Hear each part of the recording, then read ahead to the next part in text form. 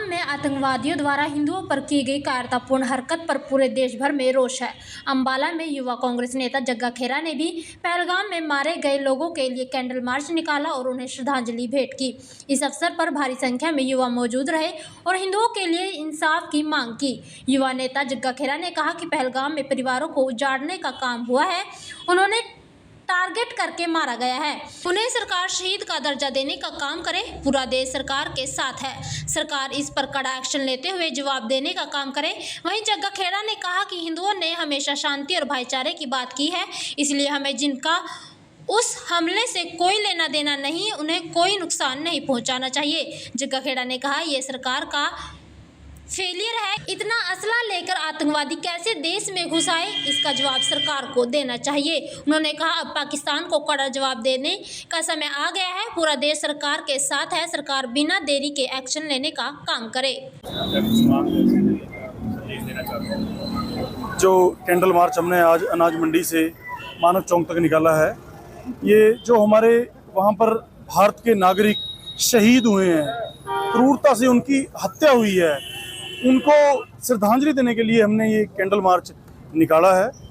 और हम सरकार का कहीं ना कहीं इस पे एक क्वेश्चन मार्क है, एक फेलियर है कि कहाँ थी इतनी एजेंसियाँ, कहाँ थी इतनी वो। अगर एक आम नागरिक मैं वहाँ पे जाऊँ तो 10 बार गाड़ी चेक होती है, कहाँ से आतंकवादी आए हैं, किसको इनका शह दी हुई है, मतलब क्यों ये हुआ है।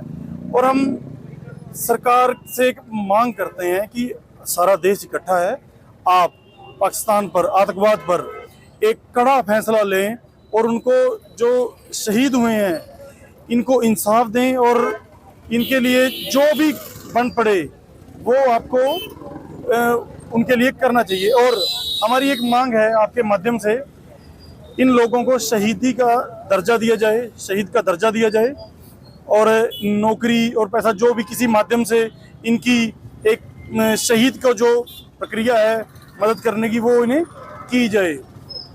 जैसा कि अखंडता का हमने एक मैसेज दिया है कि सारा देश इकट्ठा है, तो हम दोबारा आपके माध्यम से यही अपील करते हैं कि सारा देश एक है।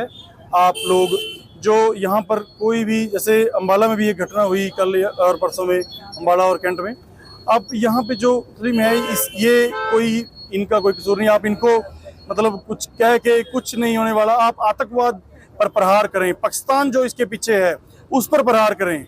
हम आपके माध्यम से एक मैसेज देना चाहते हैं कि सब कुछ शांति प्रिय तरीके से हमारा देश इकट्ठा है और नरेंद्र मोदी को, एक अमित शाह को एक कड़ा फैसला लेकर पाकिस्तान पे किसी भी तरीके का एक बार हमला या कुछ भी किसी प्रक्रिया से इन लोगों को इंसाफ मिले, जिन्होंने ये काम किया है उनको सजा दी जाए।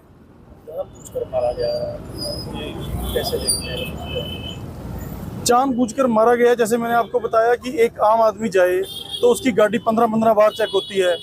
क्यों वहाँ पर पहलगाम पर जनवरी में सिक्योरिटी कम की गई, क्यों वो लोग बेचारे, उनका क्या कसूर था, वो वहाँ पे घूमने गए थे। मोदी जी ने पूरे देश को एक सिक्योरिटी दी है ना, आप कश्मीर जाएं, कश्मीर में बिजनेस करें, ये चीज़ें करें, इतना बढ़ावा दिया है।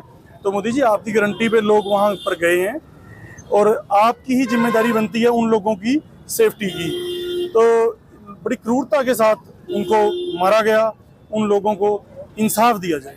नाम पूछकर धर्म पूछकर मारना है, उसको गलत मानते हैं। ये एक समाज के अंदर मतलब सबसे बड़ी ये एक पाप की प्रक्रिया है कि आप धर्म पूछकर, नाम पूछकर ये चीज़ें मारें।